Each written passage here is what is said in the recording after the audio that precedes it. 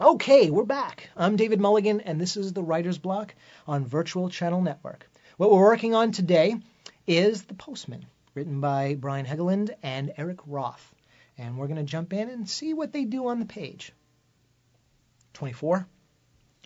Small little thing. I just want to point out something that I like. 3/4 of the way down the page, you will see the conscripts stand like jackknives snapping open. Nice. Is that a crystal clear image for you? You know exactly what they do. You know exactly how they do it. You get a feeling from that. They could have just snapped to like military man, but no, he gets a little more thematic here. He describes them as jackknives snapping open. Whoosh! Like it. So with your writing and when you're descriptive, you can do something like that. So consider that. Because there's nothing worse than reading a script where it's he walks up the stairs, period. He opens the door, period. He walks in the room, period. Who cares? Let's get a little more, a little more feeling in there, a little more voice, a little more telling a story, Let's go to 28, bottom of the page. Last paragraph, first sentence. The postman looks to Woody, who doesn't tip his hand either way. See? You see how he could have said, who says nothing, who remains silent. But in this case, he were revealing to the audience that Woody has a hand. He has something he can do. He doesn't tip it either way. And I like that. That's a character thing. And it does not tread on the actor or the director. I think it's appropriate for the screenwriter to say. We're jumping to 41. Are we really? Yes, we are. Big jump. 41. Let's look at scene 32, exterior parking lot, Pine View. Ford crosses the parking lot of an abandoned motel. He's a black kid, maybe 16, too young to remember any other life but this. He carries the postman's uniform on a hanger. This is the first time we see Ford. This is the first introduction that we have of him, and I think this is done very well. Do we know how tall he is? No? Is he fat? Is he... all we know is that he's a black kid, maybe 16. We don't even know if he's 16.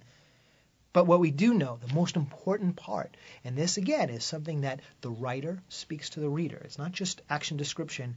We're telling a story. He's too young to remember any other life but this. Like that. See?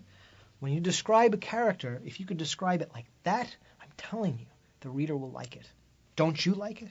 Instead of just saying he's 6'2", 240 pounds, he's got very short hair and a scar on his left cheek. Yeah, you could do that.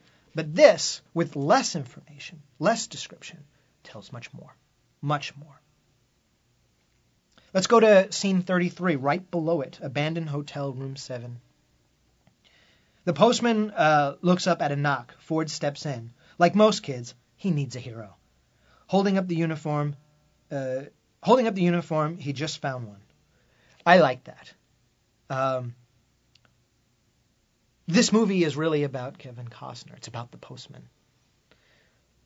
But people's relationships to the postman is very important. He does that here a lot, where even though the postman is a reluctant hero, and he very much is in here, it's done very well as a reluctant hero, if you know about those archetypes and story structure and stuff like that. And here, there's so much here between the writer and the reader of bringing the reader into this world. I like it. I don't do it a lot. I don't do it like this, but it's stimulating me, and it's drawing me, gravitating me towards that direction. So I like it, and I think it's something that you should consider too. Okay, let's move on. Ooh, I love this. This is great stuff. This is for trivia buffs and stuff like that. 44. We are in scene 35. Halfway down the page, you'll see a second description paragraph. Ellen sets a steaming bowl of stew in front of the postman.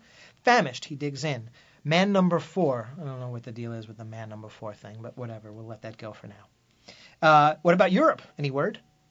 The postman tries to speak through a mouthful of food. The postman says, Lady Di's in charge, 60 years old, and she still kicks ass. Lady Di died 5 months after this script. And, of course, it's not in the film. Wow. Be careful. Be careful of who you put in your scripts, especially if it's post-apocalyptic, right? Something to consider. 51. Top of the page. I like this. I don't use this, but if I find a place where I can use it, I will. I think this works very well. The first line of dialogue is the postman says, "What the hell? Repeat after me."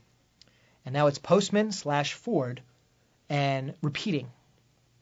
It's only one line. And yet, in the movie, if you watch it, Kevin Costner says something, Ford repeats it. But they have it all in one shot. Why? Because we know what that means. We understand. We get it. We don't need to have 2 lines of dialogue. Even side by side wouldn't be so bad, but underneath each other, too much. It's just too much for something that's just repeated. We don't want to read it over again. We get it, you know. It's like if we were shocked every time we looked in a mirror. We know it's us. We know he's saying the same thing. Actually, it's a poor example, but whatever. You get the idea. 53. Scene 40. Last sentence in the scene. Again, here's another thing. Not exactly work you'd pay money for, but not bad either. I like that. That's voice. That's definitely voice. You can go a lot of ways with this, but just the way he said it, I get it, and I like it. So take a look at that and see how he does. Well, that's enough for today. I'll see you next week, hopefully. My name is David Mulligan, and this is the Writers Bloc with Virtual Channel Network. And remember, if you can put words on the page, you're not blocked.